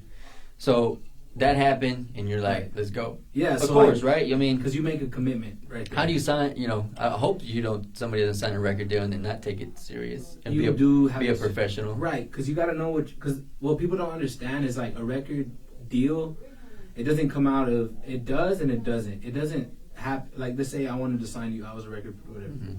I want to sign you tomorrow. Sometimes it does happen like that, but more cases than none, that's how that artist gets fucked Screwed over out over, of yeah. all their masters, whatever. Me and Jeremy talked about that like, I don't know, a full month before it happened. Okay, what it would look like. And there's a legendary walk that you can take around this block. Okay. It starts outside the studio. You walk all the way down Grant. You circle back to where the theater's at, where I shot Mhm. Flatline. You circle back around the Marriott. And Okay. then you go up the parking garage all the way to the top. And that's where the Is deal that the was. walk that y'all just took? Jeremy said y'all had a recent one We did? or something. I don't know. Maybe. We made it to Okay, it. but y'all had But that walk though, right? That's a walk, bro. Yeah. And it's kind of like a legendary walk because at the end of that walk, when we got up to there, that's when we're like, all right, we're gonna do it. The Wow. next day, they had all the contracts written up, and we did it, man. I was able to bring my family out. It was weird. I had Marco there. I had everybody that made it possible Oh, like in that little. was there. That's cool, man. And the first person, obviously, after shaking hands with the team, I saw was my family. And it's crazy because when I started residential, I didn't have that, Damn. so it was a special one. Yeah, for sure, sure. man. That was in June. That was in June. Okay. And then they helped you finish the album. Okay, so by June, you gotta remember this because I met him right in February, Okay. March. Mm-hmm. No, Isn't that no, been hell fast? no, bro. That's not right. No? I got the timeline all fucked up because I didn't meet JS till after March, April. It Damn. was April because shit didn't go down south. It didn't go all the way down for me, like crashing and burning and shit, till after the pandemic. So it had to be April. It was April, man. Wow, man. So I didn't even know. Met that them in April, signed in June, June. dropped the album in August, in August. Happened like that. and we got a show on Saturday, baby. Bro, I'm tripping the fuck out. It really, my bad, bro. It really happened like That's that. crazy, man. And Sorry, I was counting the months. I'm like, damn. no, you're good. It happened that quick. But I had 60% of residential done before I got here. Okay. But they helped me like put it out for real, for real. It Yeah. was not. This album wouldn't be what it is without them. For Yeah. 100% sure. Yeah. You know what I'm saying? The response that you've had too has been insane. Yes, I would say. Talk about that a little bit, At man. As least. as an artist, dropping this is with this. Would you consider this like My first studio album. Yeah. Okay? Because the approach I took to it, I would say I committed 100% Justifiable, to yeah. it. You know what I'm saying? I really like broke it down to its very instrument. What's the feedback that you've gotten about it, man? People from people. I've had people that obviously have been with me throughout the years that I've been making music that loved it. They were shocked at first when they heard the fog, I think, because Resi is still kind of R&B, still has that Mhm. feel. But then when you hit the fog, it's like, what the fuck is this? And then you get all the way down the list, and it's just like different shit. So they loved it, which is, you always have those fans. If you really do Sure. it right, you always have that core fan base that really just will love you for who you are, and all the adventures that you take, they'll go with you, Yeah. and you earn that. You can't buy that. And then for new fans, you know what I'm saying? That was their first take of me. So like, Oh yeah. see me in my best light, that's like what artists dream of. And I can't tell you why it happened the way it happened. I can just tell you that it was just my time to get shown. I don't know how to explain that. That was a statement I haven't heard. I'm chewing on it over here. The Which fact one? that you said the new fans to see you in your best light. Right. That's an interesting statement. I would say so, yeah. Meaning, not that you take away from the fans that have been there from day one, Of course not. but it's almost correct me if I'm using the wrong word, but it's almost that validation that you look for as an artist. Yeah. That's what I'm getting from that statement. Okay. So you got this new fans, seeing you in your best light, as you describe it. Yeah. Meaning they didn't see all the mess ups or they didn't see the whatever. Yeah, So it's like, all the shitty songs that I may have put out. yeah. Which at the time I never thought it was a shitty song. But So I would almost say it's like a different type of support. Like they're the first real buy-in of who you are as an artist. yeah, because when you buy into an artist, what is it? You don't carry with them. You either buy into them right then and there, or you don't. And this album really brought that out for the world to me. Because if you look at my like stats and shit now, you know, it used to be like Pecos, Odessa, Monahans, On the analytics. Yes. And You showed me. and you know where I'm going with that. But I think the first That's city is, it has to be Los Angeles. I know New York was in there, right? Can I bring? Yeah, bring it up, please. I kind We're of about to bring it up to y'all. I'm I telling haven't you. seen it. I haven't checked it in a while. If you haven't checked out the album, you got to check on it. I hate to pull my phone during the interview. Oh man, it's kind of like modern day culture. I gotta tell myself not to do it, but I really want to be doing all this type of shit. Yeah. You know, get more But yeah, comfortable. bro, like to add on to that, what has the response been? It's been overwhelming. Yeah. It's been everything I thought it was gonna be. At the same time, because I feel like you, What about the team, man?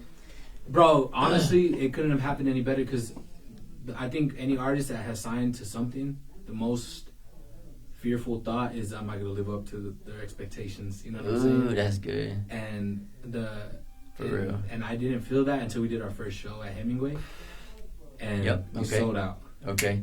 Bro, I'm talking about we sold out. There's 20 people out the door that got shunned away. Damn. So you lived up to it. So first show was sold out.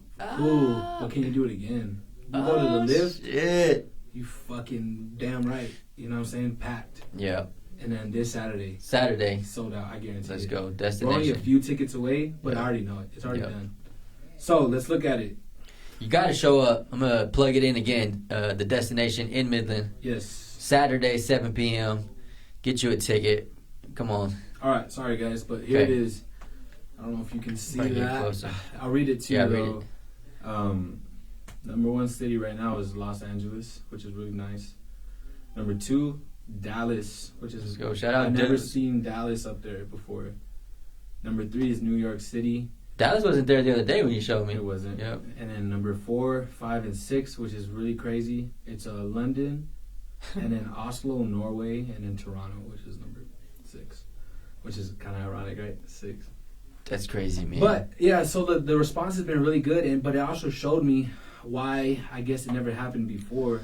Because residential, if you really listen to it and you peel it back layer by layer, I talk about shit on there that I've never really may have not said, but to me it was like the realest project I had ever put out. I really put well, like you said, you the first time that yeah. you've been you 100%. Exactly. So that shows me what.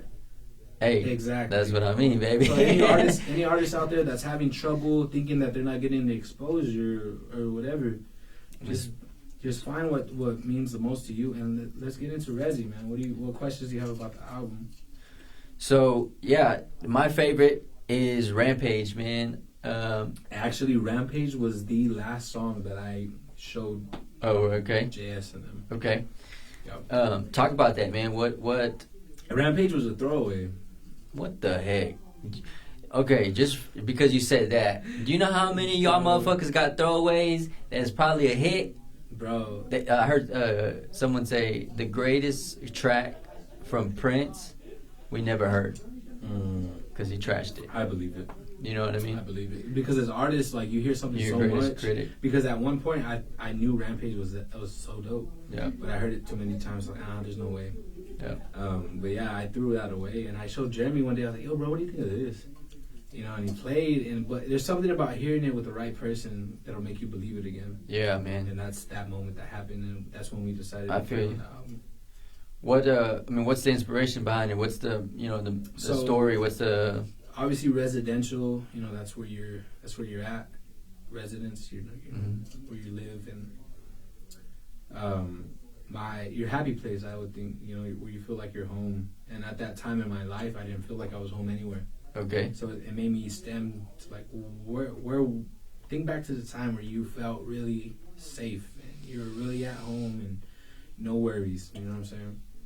My grandfather, rest in peace, he every Saturday morning, bro, he used to go into his garage and blast Back in Black AC/DC, blast that shit front to back, just kick open like a 16 or 18 or whatever the fuck he had a Bud Light and just drink that shit down. Mm. But it was that moment, it was that little moment, it was like 5 seconds, 10 seconds. It was quiet in the house.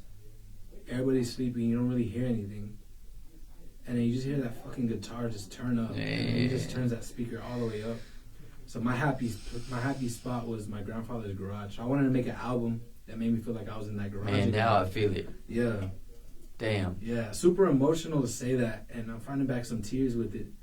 But I've come to grips with the fact that that's what people connect to, and the fact that I got the response I got from that project, it makes it all worth it.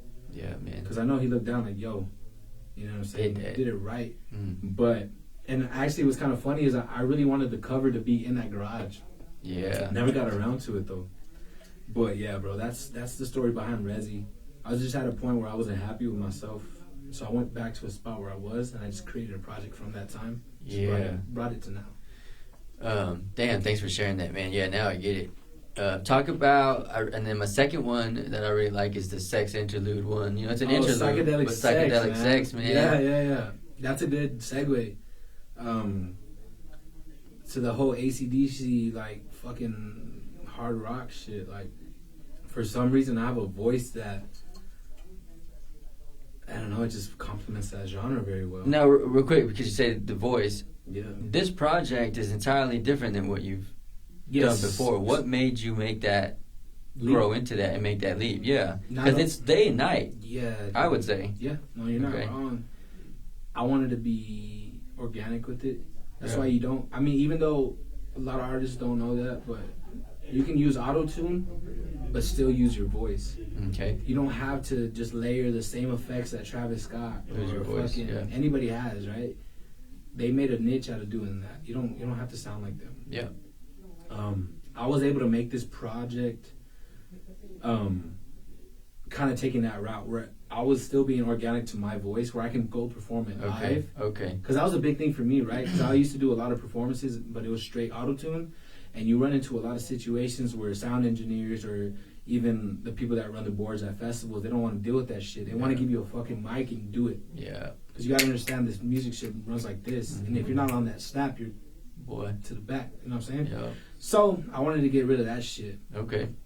So I took a little bit more of an organic approach. Of course, in post-production, you're going to add, tune-ins and make everything sound, because the human voice isn't perfect unless, you got that voice. And there's only a select few on this earth that do, that can sing on key every time, on tempo.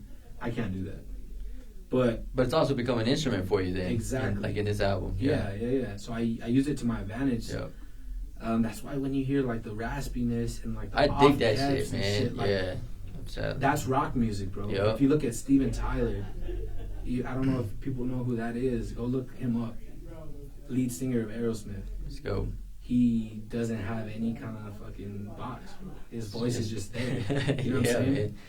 Not a lot of people can pull it off.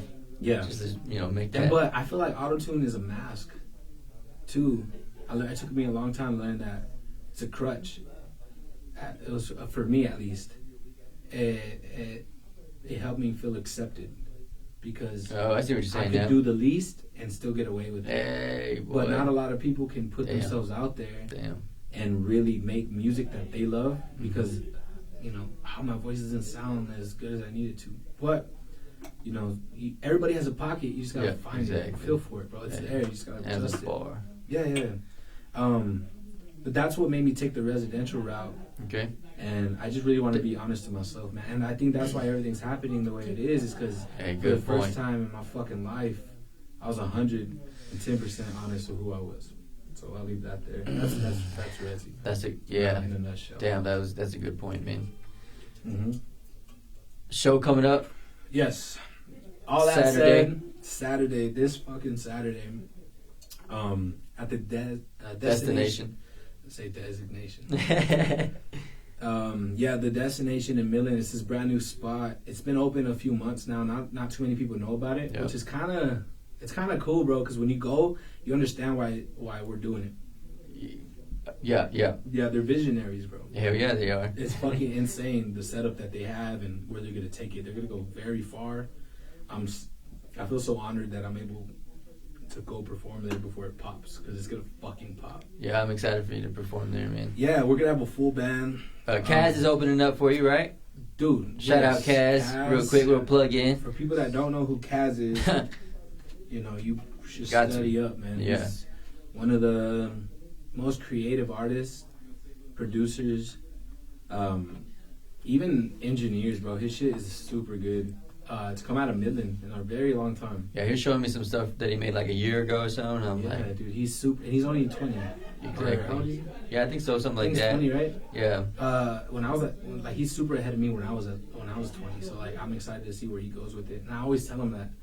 I was like, bro, if I could see myself where I'm at right now from when I was 20, I wouldn't believe it because Yeah. at that time I think I was trying to be Drake. I was trying to make super romantic music and Yeah. just be somebody that people accept already. Because Gotcha. that helps you. You know what I'm saying? Like, Yeah. I don't know. So he's opening up for you. He's the is- only one, right? Only opener? Yeah, Or- I think he might have some special guests. coming Okay, out. I hope so. know. I hope it's NASA in there. I'm just saying. No, bro. I heard he's bringing some of his friends. I don't know who though. Starts at 7 p.m. So is he kicking it off at 7? No, I think he goes on at 9. Oh, it goes on at 9. Okay, so doors Yeah. open at 7. Doors open at 7. Music starts at 8. Gotcha. We have Okay. DJ Da Vinci in there. Getting the Let's getting the go. vibes right, Getting bro. the vibes He's, right. Like he always gets the vibes right. Yeah, whether it's Even in here, man. he actually, people don't know that he engineered Residential, Okay. which was super amazing. So sonically, thank him. Yeah. And I think the guy that did mastering, he lives in Dallas. I forgot his name, which sucks. But So he's gonna be DJing. yeah, he'll be DJing right at 8. At 8, and then Starts at 9. Kaz goes on around 9. Okay. And you gotta go see Kaz, bro. You gotta go You see. gotta him go to see Kaz. They what just kind dropped of- that video on me. On Me is such a dope video. It brought me back Kaz to is a like professional. high school vibes. Yeah, bro. yeah. Like, just having fun with your friends. Yep. No fucking worries in the world. Yep. Good times, bro. Good times. All around. Which is what I I'm gathered. super pissed off that I missed it because he What'd you invited miss? me to be a part Oh of it. yeah, me too. And I fucking overslept I and I missed it. just said others. I'm not missing another one. No. If he ever does another one, I'm not missing. He put yeah, he did good with that video, the way just putting everything together. And I don't even know all the pieces, but Yeah, bro. Did Shout you out see- Visual Pros, man. Yeah, you see the end piece. Daniel is like genius, super genius with the camera. his eye is amazing. I met Daniel probably 3 or 4 years ago at Kamapazi, an art studio in Midland, Cool. and I recognized his work then, and I'm like, hey, this guy. Want to hear a fucked up story? Oh, okay, yes.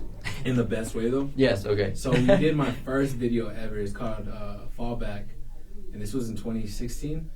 And shout out Kill Shots. He called Daniel as a secondary, right? Not that he Okay. was under him or over him. Yeah. I know what you're talking He about. just needed another eye. Mhm.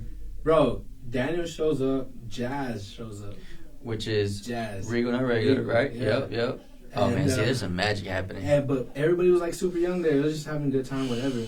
It's crazy like to link with them now in the future, 4 years later, whatever, and to see where everybody's at. But Well, you can kind of see what I feel like we're all starting to see. yeah, Because I've heard too many times on the other side of this podcast, specifically that I didn't know there was that many artists. Is it that statement? yeah. And I feel super uneducated with that. So I think you brought that to the light. Not that I felt like I was the only artist out here, because I knew there were others, but I just didn't know like it was really this active Yeah, it's active, bro. as fuck, bro. I'm so because I always looked at El Paso. El Paso's a very good hub of artists. Yep. There's a lot of Yep. girls out there. Roman Rouge, Crystal popping right now. Crystal popping, bro. Oh my god, she's so dope. I can't wait. She's Yeah, she her just signed a manager. deal, I think. So Oh, I congratulations know. on that. I She's reached about to out put to- out a. Sorry to cut you off. No, She's no. about to put out a single, I think, Okay. too, with her new labels. I signed that. Shout out I've her. seen that. So yeah, El Yeah. Paso, you seen as a music hub. So it's- Yeah. Like especially when Khalid popped, it's like he busted that door open, and then like I just can't wait till it keeps going. But I've done a lot of shows in El Paso though. oh, I did the bookstore. I don't know if you know about the okay. bookstore. I don't, They man. closed it No, down, no. bro. Okay. And I think it was like a staple. You know what I'm saying? And like Like an open mic or artist it was performance. Like, yeah, they used like, to do like okay. like events. You know what I'm saying? Yeah. And I was honored to do that. I think I was one of the last shows, not headlining or whatever, but I was just a part of it. So now that we got about 8 minutes, right? Is that what you're saying? What are you saying, bro? Okay. Okay. Yeah, man. So yeah, shout out El Paso. Shout out everybody in Texas. That's pushing, bro. Yeah. Fuck. I mean, I'm just honored. 432. I feel like I'm at the forefront along with a lot of artists. You are, man. That are pushing for a better area, better vibe, better energy out here. I'm glad you recognize that. I think it's important as an artist to recognize that you are at the forefront. So again, going back to the early segment that we had about the lives that you affect. Yeah. You know what I'm saying? Yeah. So I really take that seriously, and I put a lot of thought into the stuff that I do put out. Yeah, like I feel like I have a purpose. I wouldn't be doing it if I didn't. Yeah, and I think you're doing a fantastic job at being an example of what it means and what can happen if you step into your authentic self.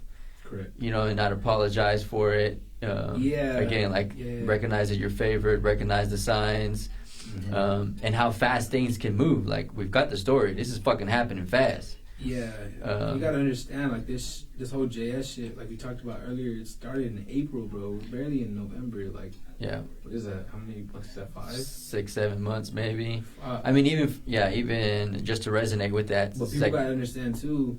My story is different than theirs, but it took me almost 10 years to get these 5 months. No, exactly. It's like you've heard about the bamboo, where it like grows roots for like 5 years, and then in 3 days it grows 100 feet or something. Get the fuck out. I never heard that. Yeah, something like that. I think it's the bamboo. So I was telling somebody earlier, something like that. But this isn't like overnight for you. Yeah. Which even though it kind of sometimes feels like looks like it. No, exactly. And like, yeah, bro. So we're doing the destination Saturday, but the weekend after. I don't want to bring it up, man, because I'm like, You gotta zone in on the destination. You gotta zone in on the destination, but weekend after, the Honda Supercar Show, Aquila's headlining, which is gonna be. I'm headlining the fucking Aquila Coliseum. Let me say that again. Headlining, yeah. So that main stage. Shout out Josh, bro. Which you have a story behind. Yes. If you don't mind sharing, we got about 10 minutes, but we can say we got. That's a good note. Yeah. So Josh is like the co-creator of all kinds. Okay.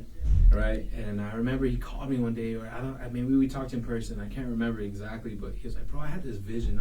Years ago. This is in 2015. Okay. He's like, "Yo, I had a vision or something. Like, you headlined not you headlined. You were performing for a sold out crowd in the Coliseum. That's what we call it, the Coliseum. But this is in 2020. 2015. No, yeah, but he's in 2015. But he's like, nah, but you're not doing it until 2020. Oh yeah. So, bro, it was always like this staple. And I'm going to post something next week on my Instagram that proves that. It's a picture, and it's like 100 and something weeks old or some shit. Because I just posted it, like, whatever. Gotcha. And it's a picture of the Coliseum, bro, and it says 2020 on it. No way, man. It's from 2018. Holy shit. And here we are in November Manifesting 2020. And it's going to happen, bro. And it's going to happen. And he's going to be right there next to me, bro. He's going to be right there by the stage. Just to see, like, to end it on a really good note, I really think that us as people, in a nutshell, this whole fucking interview, bro, like, I get emotional talking about it because we only get so much time on this earth, right? Would you agree? Boy. And I think we need to use it to our advantage and to, like, push, like, positivity, not even to sound corny, but just to heal.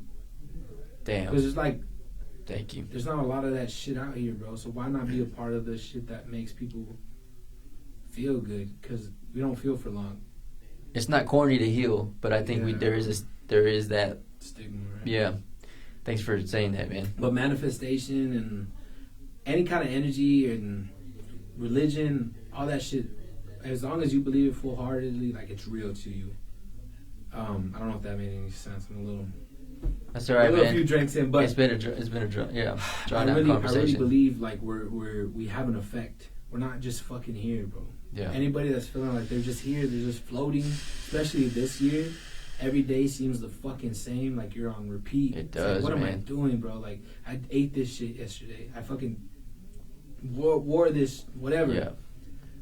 Like it's not like that, bro. So anybody that's feeling depressed, anxious, any of that shit, I just want to say like it's not as bad as you think it is. Like get out of your head. Go talk to people that are on the same level as you or the same path as you. Even get at me, bro. I love talking to people. That's I love cool. communicating and telling my story and hoping it helps. Hopefully this podcast helps. Because I'm favored. And I'm living proof that I'm favored. And I finally accepted that. And everybody should be scared, bro, because I'm using that shit to my advantage. You can't take that. Hey, he coming for you, baby. Hey, Aquila, thanks for the conversation, man. We could keep going. I forget that we're, So we could fucking go another hour if we wanted to. It's been a great conversation, man. Thanks for going the spaces that we've gone that we hadn't really gone with previous guests. Thanks for talking about your insecurities. Thanks for talking about those thresholds. Thanks for talking about your realizations, your revelations, things like that. I guarantee maybe you're not going to say it in the comments, but maybe send him in the DMs or something that resonated, something that may have helped you. Because I'm with you on that last note that this is definitely about healing. I'm on that note too. 2020 has put some pressure on me about my own path and purpose and helping the consciousness heal and helping us move forward. Helping us, again, like you said, it may seem like it's a Groundhog Day, but the world didn't end. Yeah. The world's still going. We good. Right. Don't take it too serious. Take a breath, like his wife says. Take a breath. Continue to pursue. Yeah, man. Be your authentic self. Show up Saturday, 7 p.m. at the Residential. This was an In the Loop production. If you joined us this entire time, let us know in the comments. Thanks for the support this far. Thanks for the continued support. This is the end of season 1, 23 episodes. We're going to jumpstart season 2, and it's going to be, I don't know what it's going to be, actually. That's why I'm going to probably take a break, because I just know it's got to be something else. I had to draw a line on it. We had to draw a line on it. So thanks for also talking about the magic that's happening at JS Studios. I don't think it's, it's probably among the circle. It's definitely talked about, but on a public platform so that the public is aware about what's happening. It doesn't really maybe happen. And I think there's so much more happening here than just music. I really think that needs to be said, is that it's JS Studios for a reason. Exactly. Jeremy, the owner, he's not here to push music just solely. He's here to push every kind of artist that's trying to be better than what they are. And I really think people need to get out of that mindset of thinking that anything's out of their grasp, because it's never that far. It's never that far. Just take that step. All I gotta Thanks say for is saying that. if this is our last piece of information to give you, is just take the step. Just take that first step, because it'll snowball before you know it. You maybe end up talking to Sam. I don't know, but just take that leap of faith. Trust in God. Just do what you want to do, bro. Don't let anybody stop you. I can't add to that. On that note, we out. We out of here, man. Peace. Good shit, man. Thank you so much, bro, for having that convo. That shit was Thank you, bro. a good one. Yes, thank you for this champagne. Oh, yeah. I will save it. I'm not gonna drink I know it. you don't drink I it, will man. A save little it. champagne for a celebration. This is Are we still awesome. alive? Get the ticket, baby. Get the ticket. I will save this, bro. I'm gonna put this on my shrine at Okay, my man. crib.